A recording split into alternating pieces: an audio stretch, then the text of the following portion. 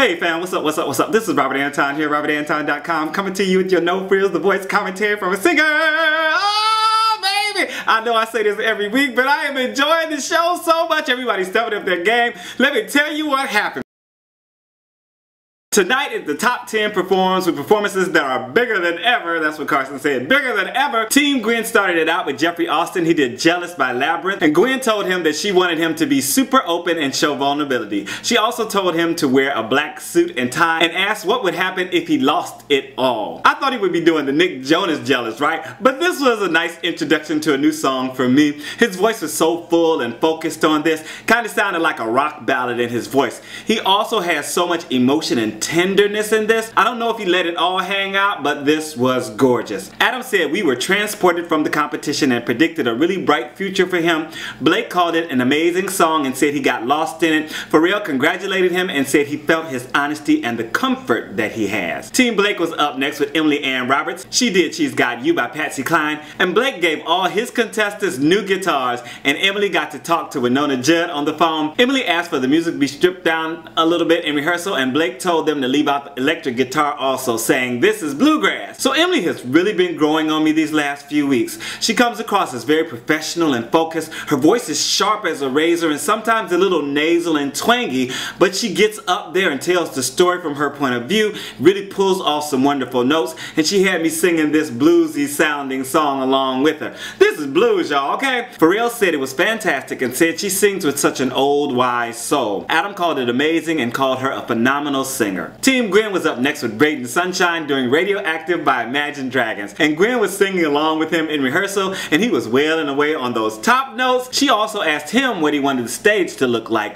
and he got to work on making his vision happen. Then Gwen told him to cut his hair because it would empower him. Huh? The strings with all the screens in the background did really look cool, and he had a youthful teen haircut in a sassy style and all black with a vest. I'm glad he picked something pretty contemporary and very popular, and it's still along the pop rock genre. I felt like he was having a hard time breathing, but he was really sounding good and selling the song to the crowd, and he slayed the big notes with just a tiny glitch near the end. But for me, this was his best since, you know. Adam told him he respected his courage and his balls because he really goes for it. Blake said there's something about Braiden that's a throwback to the 80s. And if you think there's something about the throwback to the 80s about me, okay, does that work? Please make sure to thumb up the commentary and let me know that you are enjoying it. I really appreciate you guys being here. Happy holidays, and thank you so much for your thumbs. And then they had The Wiz parody, right, with Dorothy auditioning for The Voice. And I can't wait for Thursday. Are you gonna watch The Wiz? Oh my God, I can't wait. All the celebrities and one great show. Oh my goodness. Okay, let's talk about that later. TeamAdam was up next with Shelby Brown. She did Go Rest High on That Mountain by Gill, and Adam told her to take her time and stay pure with it while putting her own spin on it. So first thing I noticed was the cathedral windows up behind Shelby, and then she pulled out the big notes for this performance and showed off that wonderful richness in her lower range at the same time. I think she got a little ahead of the music once again coming into the second chorus, but I was really enjoying her vocal production on this. Great vibrato, wonderful twang, high, beautiful notes, good emotional connection, very nice. TeamPharrell said it was honestly her best performance, and she connected to the intention of the person who wrote the song. Then we had Team Gwen with Korin Bukowski. She did Same Old Love by Selena Gomez, and Gwen told her it was a sassy song and not so much an emotional song, and told her she wants to see that from her. She also told her that her personality has to come out and try to get her to loosen up. So from the first few notes, she really had a more solid vocal attack on this. I liked all the red and her in the red suit for this, and she changed her hair back to her own color.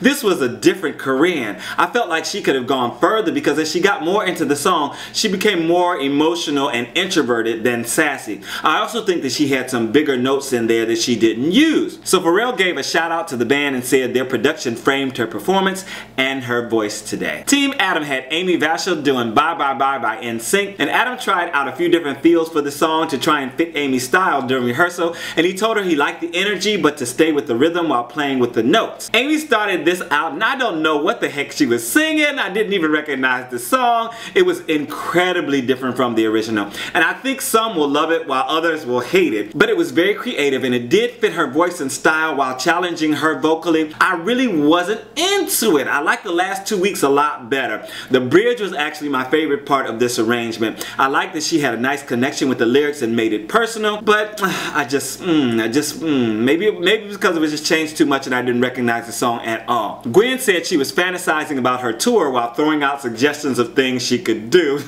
Like, oh, you could do covers and then maybe 1 or 2 originals, maybe make some stuff up, and I'm like, what are you talking about, Gwen? What are you talking about? We still trying to get through the competition. Tell me, did you enjoy this rendition of the song and Amy's performance of it? Down in the comments. I appreciate it. TeamAdam was up next with Jordan Smith doing Hallelujah by Leonard Cohen, and Adam called him one of the best singers in the world during rehearsal. He also told him he wants to make sure he has the right arc and advised him that the song needs to start small and grow and get big. So I was nervous going into this performance for some reason, and I don't know why. He did start it off very small at the top of the stairs and just took 1 step after the first verse chorus. His vocal was so pure and clean. The crowd broke into cheers several times. That flipped into falsetto. He went up and then riffed down. Oh, just perfection. Very nice, and it was surprisingly a simple performance. He didn't overdo it. He didn't show off. He just let it lay. Just wonderful.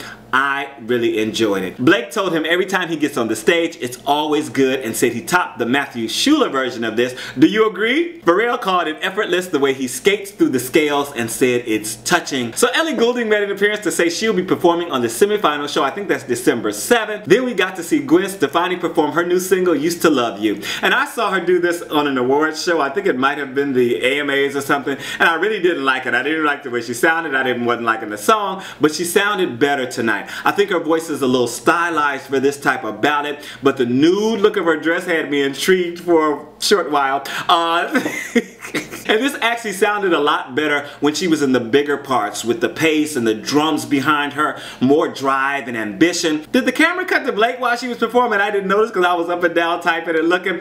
Let me know, what was he doing? Did you love it or no? Let me know down in the comments. TeamBlake was up next with Seabaugh. He did This Thing Called Love by Cline. This thing called love. Blake was trying to get him locked into the melody in rehearsal and then started to rearrange the music to make it more current. Zach noticed that it has an Elvis-y feel to it. Really? Blake also told him that he loves him. Aww, it was so sweet. Okay, so he was swinging his hips as he started this up behind the band, and he also got in a little thrust or two. This sounded pretty good in his voice, but I think they should have gave him a little choreography because he seemed to be trying to emulate his last success, you know, with the rhything and the jumping and the bumping, and it was a little unfocused. It looked like he was looking around for things to do. I liked when he started doing the little riffs though, when it all slowed down and fell out, and he was really like getting into it and starting to do some melisma and stuff, and really showing us that he has a voice there, and he was really up for using it tonight. Adam said it's a shame he has no confidence on stage, sarcastically, and told him it was an awesome job. Next we had TeamPharrell with Madi Davis. She did Girls Just Wanna Have Fun by Cyndi Lauper, and she put a different spin on the song, and Pharrell told her the power notes are going to be very important and that people are going to want that from her. So this started with a sax, and I thought she was at the piano, but she was at the top of the stairs or on a little platform, and I was already loving the way this was sounding. Very jazzy, very classy. This seriously had me loving Madi even more. She had several great moments in this performance. Loved her emotional spin and approach, and of course those wonderful melismas. She just pops out so easily and effortlessly. Pharrell and Blake stood for her. Adam talked about how amazing it is to see how far everyone has come, and thought it was a really cool and awesome version of the song. Gwen wondered what kind of song she would write and called her amazing and talented, and said she wants to get her record. Blake said he was about to buy it right now. And in the pimp spot, TeamBlake with Barrett Baber doing I Just Love to Lay You Down by Conway Twitty. and this was a tribute to Arkansas, his home state. Blake told him he wants to hear him do something big and held out during the rehearsal, like have a wow moment or whatever. He sat and played the guitar to start this out, and it's about the best I have understood him in a while. Clear diction, right? The fireplace and lights set a nice mood, and he was crooning to the crowd. I liked when he pulled it way back and then launched into the big ending. His vocals are so intense and in your face. I was waiting for the big moment, but I think he decided to lose it and sing it pretty straight. Adam said it was his fave of Barrett's and told him this is where he belongs. And that's it for the night. I'll see you for the elimination show tomorrow night. One will be going home. The Twitter save is in effect. Sia and Adam will be performing. I don't know if they'll be performing together, but they both will be performing. This is Robert Anton, robertantonnyc.com. I'm out. Peace.